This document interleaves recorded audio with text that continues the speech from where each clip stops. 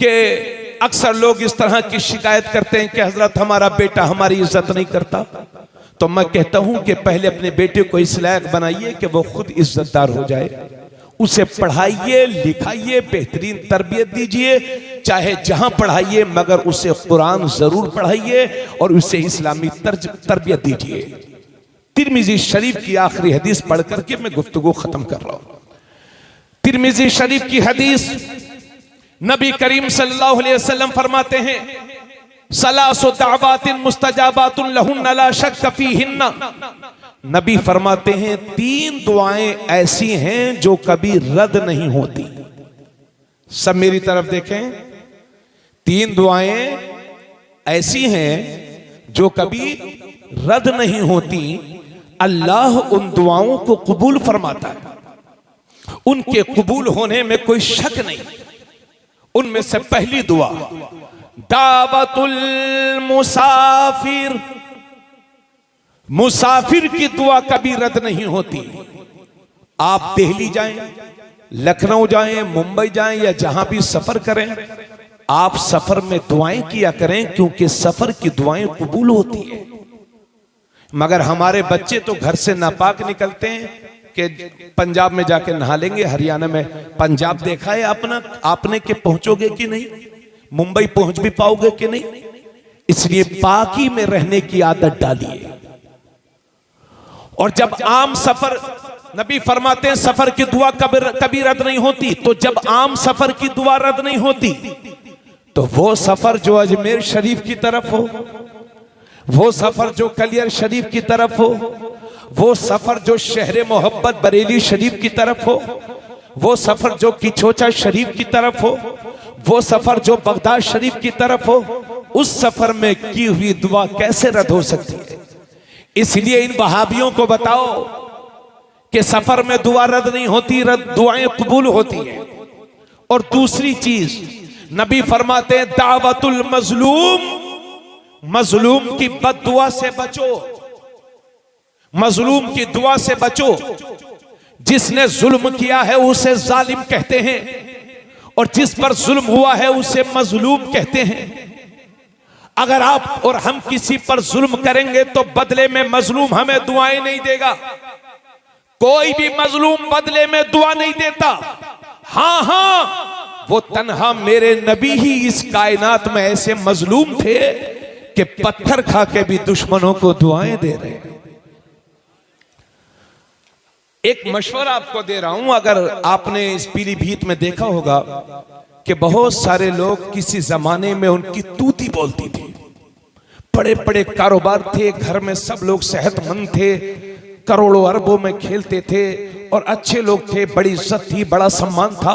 लेकिन कभी कभी ऐसा होता है कि जो कारोबार करोड़ों में था वो कर्ज में डूब गया, घर के लोग बीमार हो गए, इज्जत का जनाजा निकल गया।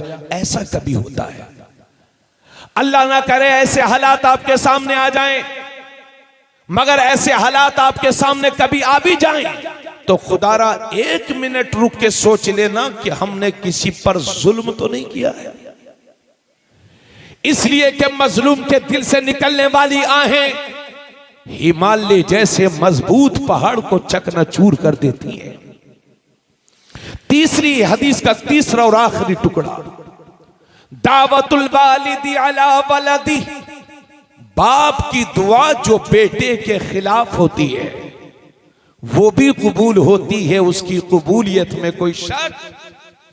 इधर देखिए, बाप जो दुआ करे या बद्दुआ करे वो भी कबूल होती है, उसकी कबूलियत में कोई डाउट नहीं है, कोई शक नहीं है। अगर माँ बाप दुआ कर दें तो वो भी कबूल होती है, बद्दुआ कर दें तो वो भी कबूल।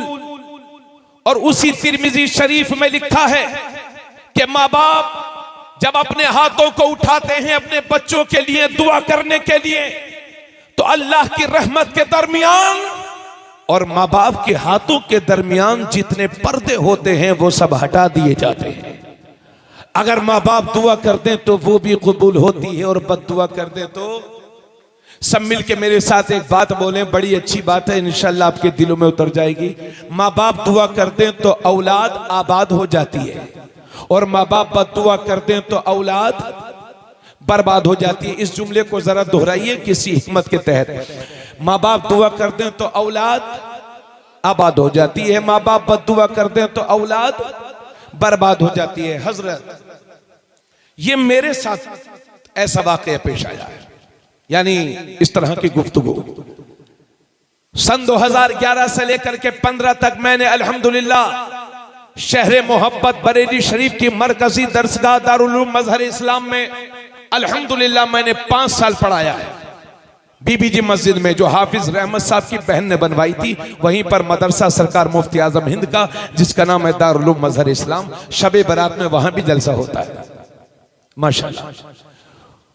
एक दिन मैं इसी हदीस को पढ़ा रहा था, सन 2013 या 14 का वक्त है, बिल्कुल नया नया फारिग होकर के मैं पढ़ाने बैठा और तिरमिजी शरीफ पढ़ा रहा था। दारुल उलूम मजहर इस्लाम का एक कमरा पूरा भरा हुआ था और इसी हदीस को मैंने पढ़ाया और बच्चों को समझा रहा था कि माँ बाप दुआ कर दें तो औलाद आबाद हो जाती है और बद्दुआ कर दें तो औलाद बर्बाद हो जाती है। तो इतने में एक बिहार का लड़का मुस्कुराते हुए शर्माते हुए बोला, हजरत हमारे गांव में तो एक आदमी है, पहले वो साइकिल से चलता था, उसकी माँ उसे बद्दुआ देने लगी तो उसने मोटरसाइकिल खरीद ली।